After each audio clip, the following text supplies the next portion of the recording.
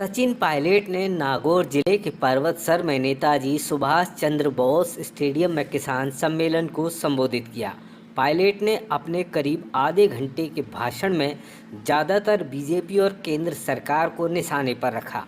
उन्होंने महंगाई, बेरोजगारी और किसानों की समस्याओं पर ही अपना भाषण केंद्रित रखा। इस दौरान उन्होंने पर्वतसर के विधायक रामनिवास गावड़िया को अपना छोटा भाई बताया।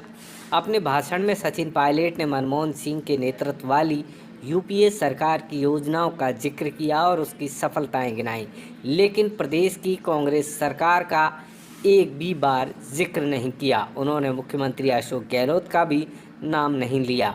उन्होंने परीक्षाओं के पर्चा लीक होने का मुद्दा उठाया। उन्होंने कहा कि नौजवानों में विश्वास पैदा करने के लिए सरकार छोटे मोटे लोगों को छोड़कर बड़े जिम्मेदार लोगों पर कार्रवाई करे।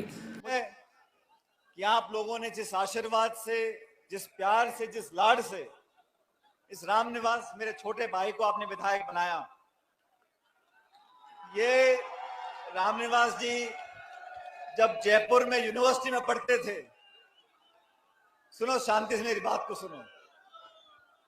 रामनिवास जी जयपुर में पढ़ते थे यूनिवर्सिटी में, तो ये मेरे पास उस समय मैं प्रदेश का अध्यक्ष था, तो यूनिवर्सिटी में इन्होंने एनएसयूआई से अध्यक्ष पद का टिकट मुझसे मांगा था और मेरा मन था कि इनको यूनिवर्सिटी में अध्यक्ष पद का मैं टिकट दूं एनएसयूआई का, लेकिन परिस्थिति ऐसी बनी कि इनको हम यूनिवर्सिटी का टिकट नहीं दे पाए।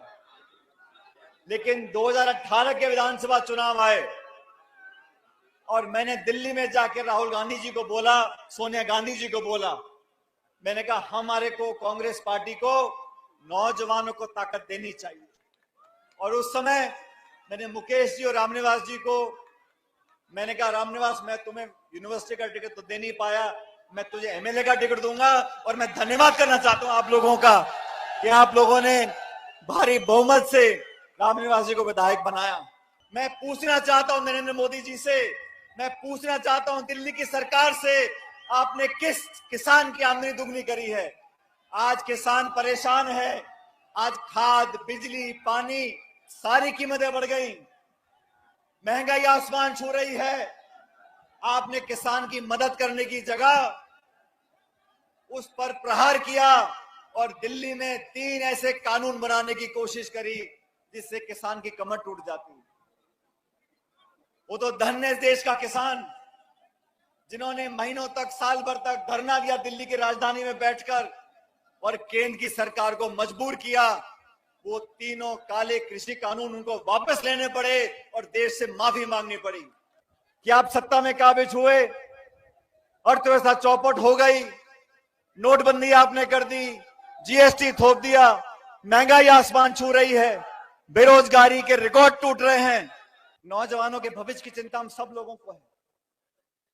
और मैं सच बताता हूं, जब मैं अखबार में खबर पढ़ता हूं, देखता हूं कि हमारे प्रदेश में कभी पेपर लीक हो गए, कभी परीक्षा कैंसिल हो गई, तो मन आहत होता है, मन में पीड़ा होती है कि वो लाखों लाख बच्चे और गांव में एक नौजवान अगर परीक्षा की तैयारी करता है, उसके माता पिता को, उसके परिवार को कितनी यातनाएं, कितनी पीड़ा, कितनी मुश्किलों का सामना करना पड़ता है।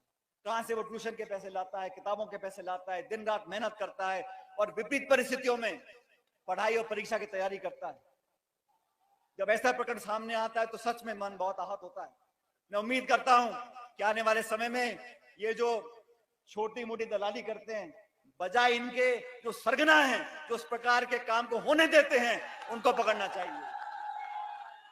क्योंकि इस देश का नौजवान अगर सही रास्ते पर नहीं चलेगा, उसको उसकी मेहनत का फल नहीं मिलेगा, उसके विश्वास में कमी आ जाएगी, तो हमारे समाज के लिए, हमारे प्रदेश के लिए, हमारे देश के लिए अच्छा संकेत नहीं।